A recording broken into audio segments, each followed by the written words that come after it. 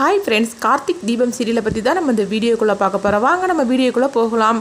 ரேவதி அவங்க கலசத்துக்கு பூஜையெல்லாம் பண்ணிட்டாங்க. அப்போ மகேஷும் மாயாவும் அவங்க வரவும் அப்போ சாமுண்டீஸ்வரி சொல்கிறாங்க, என்ன திடீர்னு வந்துருக்கிறீங்க அப்படின்னு சொல்லி கேட்கும்போது, இல்லைம்மா கல்யாணத்துக்கு முன்னாடி நம்ம பந்தக்கால் வைக்கணும்ல, எங்கள் வீட்டில் வச்சு நாங்கள் சிம்பிளாக வைக்க போகிறோம், அதுக்கு தான் உங்களை நாளைக்கு கூப்பிடுறதுக்காக இன்றைக்கி வந்திருக்குறோம் அப்படிங்கவும் இதை கேட்டது சாமுண்டீஸ்வரி சொல்கிறாங்க, எதுக்காக நீங்கள் உங்கள் வீட்டில் வச்சு வைக்கிறீங்க சிம்பிளாட்டு, நம்ம வீடு தான் இவ்வளோ பெருசுக்கு இருக்குதுல்ல, அது மட்டும் இல்லாமல் நம்ம கிராண்டாகவே பண்ணலாம், அதனால நம்ம பந்தக்கால்லாம் நாளைக்கு இல்லை நம்ம நாளன்னைக்கு வச்சுக்கலாம், ஏன்னா நாளைக்கு கோயில் கும்பாபிஷேகம் இருக்குது, அதுக்காக கலசத்துக்கு ரேவதி கையால் தான் இங்கே பூஜையெல்லாம் பண்ணிகிட்ருக்குறா, அது முடிஞ்சதும் நம்ம பந்தக்கால் நம்ம வீட்டிலே வச்சுக்கிடலாம், அது மட்டும் இல்லை கல்யாணத்துக்காக வேண்டிய எல்லா செலவையும் நாங்களே ஏற்றுக்கிடுதோம், நீங்களும் மாப்பிள்ளையும் சும்மா வந்தாலே போகிறோம் அப்படிங்கவும் இதை கேட்டதுமே மாயா ரொம்ப நல்லவங்க போல் அவங்க நடிச்சிட்டு இருக்கிறாங்க.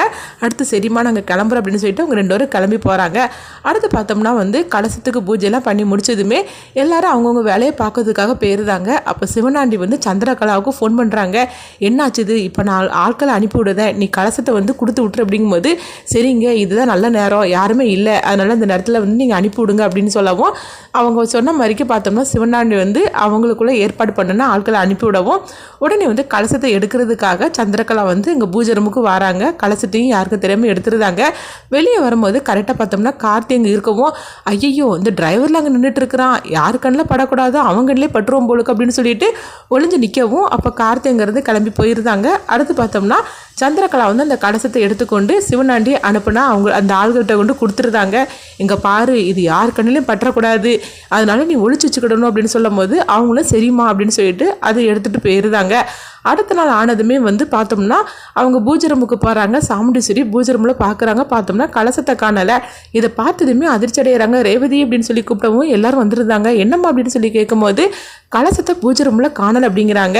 இதை கேட்டதுமே எல்லாருமே அதிர்ச்சி அடைகிறாங்க. என்னம்மா சொல்கிறீங்க அப்படின்னு சொல்லிட்டு எல்லாரும் பூஜை ரூமுக்கு பார்க்குறாங்க. கலசத்தை காணலை. இதை பார்த்ததுமே அப்போ சாமுண்டீஸ்வரி சொல்கிறாங்க, கலசம் எப்படி காணாமல் போயிருக்க முடியும், சொல்ல போனேக்கு நம்ம எல்லாரும் தானே இந்த வீட்டில் இருந்துட்டு இருக்கோம், அப்புறமா எப்படி கலசத்தை எடுக்கிறதுக்காக யார் வர போகிறாங்க அப்படின்னு சொல்லவும் உடனே சந்திரகலா சொல்கிறாங்க, வேற யாரு, நம்ம வீட்டில் உள்ளவங்க யாரும் நம்ம எடுக்க போகிறது கிடையாது, ஆனால் இந்த டிரைவர் யாருன்னு நம்மளுக்கு தெரியாதுல்ல, எல்லாமே இந்த டிரைவரோட வேலையாக தான் இருக்கும் அப்படின்னு சொல்லவும் இது கேட்டதுமே கார்த்தி அதிர்ச்சி அடைகிறாங்க.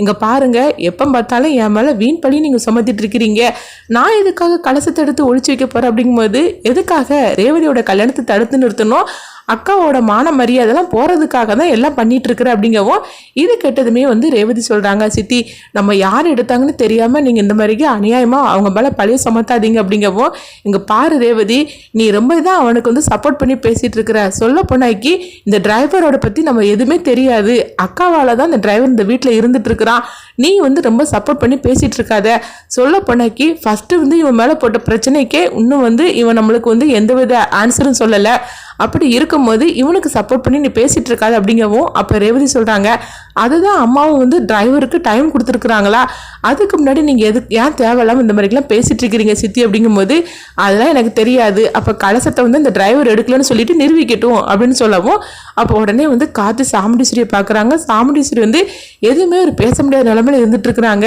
இங்கே என்ன நடக்குன்னு ஒன்றும் புரிய மாட்டுக்கு அப்படிங்கும்போது அப்போ காத்தி சொல்கிறாங்க, அம்மா நீங்கள் ஒன்றும் கவலைப்படாதீங்க, இந்த கலசம் எங்கேயும் போயிருக்க முடியாது, நானே தேடி கண்டுபிடிச்சி உங்களுக்கு எடுத்துகிட்டு வரேன் அப்படின்னு சொல்லவும் உடனே சாமுண்டீஸ்வரி சரி அப்படிங்கிறாங்க. அடுத்து பார்த்தோம்னா கார்த்தியும் ரேவதியும் பூஜை ரூமில் பார்க்குறாங்க. அப்போ ரேவதி கார்த்திகிட்ட சொல்கிறாங்க, எப்படியாவது இந்த கலசத்தை நம்ம கண்டுபிடிச்சி கொடுத்தே தீரணும், இல்லைன்னா தேவையில்லாமல் உங்கள் மேலே தான் சித்தி பழி போட்டுட்டு இருக்கிறாங்க, அது உண்மையாயிடக்கூடாது அப்படிங்கும்போது அப்போ டிரைவர் சொல்கிறாங்க, ரேவதி உண்மையை சொல்ல பண்ணாக்கி உங்களுக்கு நான் ரொம்பவே தேங்க்ஸ் சொல்கிறேன், ஏன்னா என் மேலே இந்த அளவுக்கு நீங்கள் நம்பிக்கை வச்சுருக்கீங்க பார்த்தீங்களா, கண்டிப்பாக இந்த கலசத்தை நம்ம கண்டுபிடிச்சி தீருவோம், சரி வாங்க அப்படின்னு சொல்லிக்கிட்டு பார்த்தோம்னா அவங்க வீட்டை விட்டு வெளியே பார்க்குறாங்க. பார்க்கும்போது கலசத்தை எடுத்துகிட்டு போகும்போது விபூதி குங்குமம் எல்லாமே கொட்டி இருக்குது. அவ உடனே காத்தி சொல்கிறாங்க, பார்த்தீங்களா கலசத்தை இந்த வழியோட தான் எடுத்துகிட்டு போயிருக்கிறாங்க, ஏன்னா கலசத்தில் நீங்கள் பூஜையெல்லாம் பண்ணினீங்களா, அந்த விபூதி குங்குமம் எல்லாமே கீழே கொட்டி இருக்குது பாருங்க அப்படின்னு சொல்லவும் இதை உடனே ரேவதி பார்த்து அவங்களும் அதிர்ச்சி அடைகிறாங்க. ஆமாம் டிரைவர், நீங்கள் சொல்கிறது கரெக்டு தான், கலசத்துக்கு நான் பூஜையெல்லாம் பண்ணணும்ல, அந்த கலசத்து மேலே அந்த கொட்டின விபூதி குங்குமம் எல்லாம் தான் கீழே கொட்டி கிடக்குது அப்படிங்கும்போது அப்போ யாருமே வீட்டுக்குள்ளே திருடலை, யாரோ தான் எடுத்து கொடுத்துருக்குறாங்க அப்படிங்கும்போது, என்ன சொல்கிறீங்க, நம்ம வீட்டில் உள்ளவங்களாம் எடுத்து கொடுத்துருப்பாங்கன்னு நீங்கள் நினைக்கிறீங்க அப்படிங்கும்போது, அது என்னால் கரெக்டாக சொல்ல முடியல, ஆனால் தப்பு ஏதோ நம்ம வீட்டில் தான் நடந்துருக்குது அப்படின்னு கார்த்தி சொல்லவும் இது கெட்டதுமே அதிர்ச்சி அடைகிறாங்க.